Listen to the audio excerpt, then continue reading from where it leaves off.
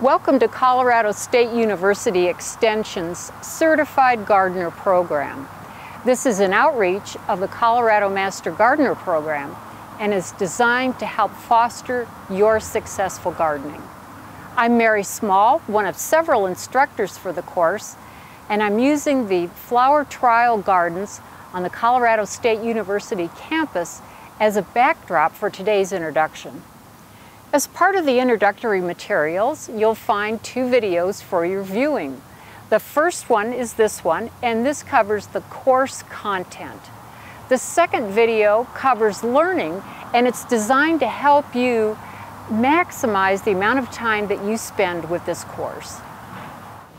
The reading that goes with the introduction is found in The Science of Gardening, Chapter 1, pages 3 through 10, The Benefits of Gardening. The first quest is called How Plants Grow. It's a review of basic botany as it applies to the gardener. There are 3 chapters in this quest. The first is Communicating About Plants, and it covers plant taxonomy and classification. There's a lot of terminology to learn so that we can communicate more easily throughout the course. For example, these flowers are annuals. They'll be gone with the first frost. Some will be taken out with a heavy frost, some will freeze to the ground and be cut off with the garden cleanup and come back next year. They're called perennials. Deciduous shrubs will lose their leaves in the fall. In this unit, we'll review plant taxonomy. That is, who is related to whom. As gardeners, it's important to care about understanding these relationships because we often talk about plant families. Plant families often share the same cultural practices and same insect and disease issues. The next chapter studies plant structures, such as the root, the stems, leaves, flowers, and fruit. We care about the structures because we grow the plants for them. Another reason is that being able to look carefully at the plant and what's happening to the structures is a key to diagnostics. So the objective in this chapter is to teach your eye to carefully look at plants, their structures, and observe what's happening to them.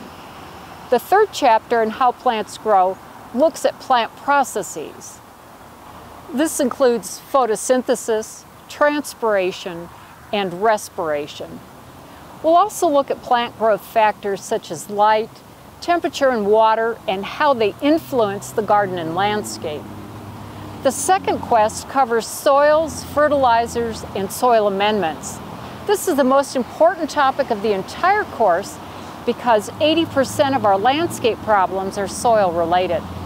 The quest on soils, fertilizers, and soil amendments includes the following topics: Introduction to soils, the living soil, soil tilth, texture, structure, and pore space, managing soil tilth and compaction, soil amendments, composting, mulching, fertilization, soil pH, iron chlorosis, and soil testing.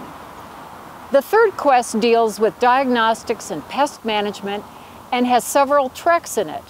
In the trek on the diagnostic process, you'll learn about the thought process that's used to diagnose what's wrong with plants. We'll also cover diagnosis of abiotic problems, which are those plant problems that are not insect or disease related and are often difficult to diagnose.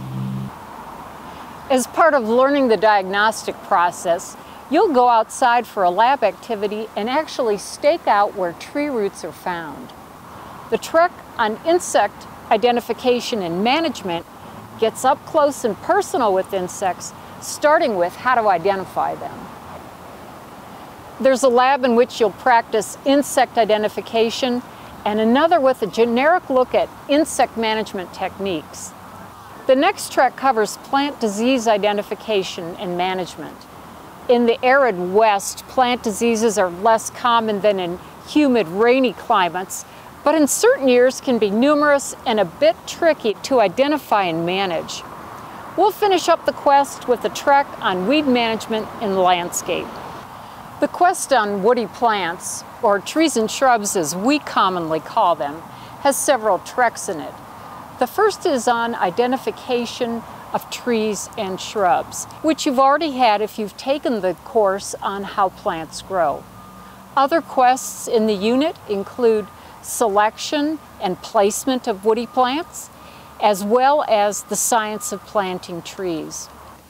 The pruning trek takes a look at not only basic pruning techniques, but also the structural pruning and training of young trees.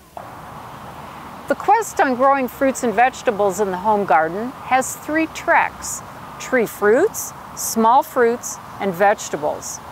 We'll look at the challenges that gardeners face as they grow the various fruits in the home garden. The trek on vegetable gardening covers garden layout and design, planting times, and a raised bed system. Then we'll go over general care of a garden, including soil preparation, fertilization, mulching, and irrigation, as well as management of vegetable plant groups. And we'll finish the trek with a chapter on frost protection techniques that can help extend the season. The lawn care quest will hopefully take the mystery out of growing a healthy turf. Topics include variety selection, irrigation, and fertilization. Waterwise landscape design covers everything from basic design theory to how to design and manage efficient landscapes. We'll look at different styles, color, texture, and form, and finish up with techniques to create effective plant combinations. While landscape design is very theoretical as an art form, you'll get some concrete ideas that you can take and use in your very own landscape. The last quest is irrigation management. We'll start out with a look at soil, plant, and water relationships, use this as a foundation, and then look at how much to water and how often. Then finally we'll finish with a look at drip irrigation systems. The textbook for the course is The Science of Gardening by David Whiting, published by Kendall Hunt. This textbook is nationally available, contains over 600 pages and over 600 full-color graphics. The book is available as a hard copy, print version, as well as an electronic delivery ebook from the publisher. The lectures will follow the textbook using the same sequence of topics and the same graphics.